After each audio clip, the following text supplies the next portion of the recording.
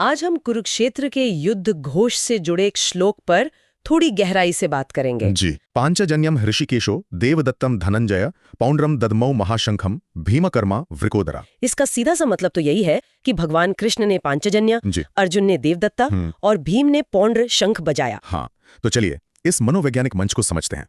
शुरुआत करते हैं श्री कृष्ण से। मैंने ये श्लोक कई बार पढ़ा है, पर ऋषिकेश को हमेशा कृष्ण का बस एक और नाम ही समझा। ज्यादातर लोग यही समझते हैं। मैंने कभी ये नहीं सोचा कि यहाँ व्यास ने इमिनेटली ये ही नाम क्यों चुना होगा। और ये बहुत जरूरी सवाल है।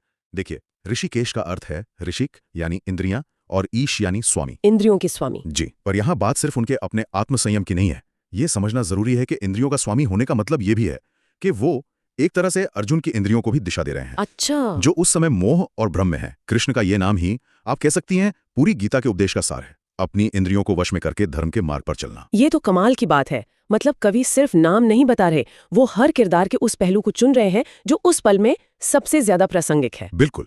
तो इसी तर्क को अगर आगे बढ़ाएं तो अर्जुन के लिए धनंजय शब्द का इस्तेमाल हुआ है। युद्ध की शुरुआत में इस नाम का क्या महत्व हो सकता है, जिसका मतलब है धन का विजेता? बहुत अच्छा सवाल है।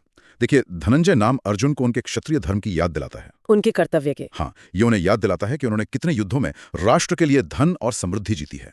ये सिर्फ एक टाइटल नहीं है, उनके कर्तव्य का प्रतीक है। अच्छा। जिस पल वो अपनों के खिलाफ लड़ने में हिचकिचा रहे हैं, ये नाम उन्हें याद दिलाता है कि वो कौन है, उनका धर्म क्या है। ये उनके आत्मविश्वास को जगाने का एक साहित्यिक तरीका है। समझ गई। तो कृष्ण का नाम उनकी दिव्य भूमिका बताता है और अर्जुन का नाम उनके कर्तव्य की याद दिलाता है। लेकिन भीम के लिए, उनके लिए तो दो विशेषण इस्तेमाल हुए हैं। जी, भीमकर्मा और वृकोदर। भीमकर्मा तो समझ आता है, मतलब भयानक या बड़े काम करने वाला। पर वृकोदर, जिसका मतलब है भेड़िए जैसे पेट वाला या जो बहुत ज्यादा खाता हो। युद्ध के मैदान पर इस शब्द का क्या काम? ये बहुत दिलचस्प है ना? भीमकर्मा तो उनका मिशन स्टेटमेंट है, वो यहाँ असंभव काम करने आए हैं। लेकिन वृकोदर शब्द उन्हें जमीन से जोड़ता है। एक ऐसे पल में जहां इतना आध्यात्मिक और सैन्य तनाव है, ये शब्द हमें भीम की एक बहुत ही बुनियादी शारीरिक सच्चाई की याद दिलाता है। उनकी प्रचंड भूख। हाँ, ये उनकी अमानवीय शक्ति को एक बहुत ही मानवीय, बहुत ही जैविक हकीकत में स्थापित करता है। ये दिखाता है कि उनकी शक्ति सिर्फ हवा में नहीं, बल्कि ठोस और शारीरिक है। तो एक ही श्लोक में हमें सिर्फ ये नहीं पता चलता कि किसने कौन सा शंख बजाया, नहीं, बल्कि ये भी पता चलता है कि हर नायक उस पल में किस मानसिक और आध्यात्मिक स्थिति में है। बिल्कुल। कृष्ण मार्गदर्शक है, अर्जुन को अपने धर्म का स्मरण कराया जा रहा है और भीम अपनी पूरी शारीरिक और कर्मठ शक्ति के साथ तैयार है। एकदम सही।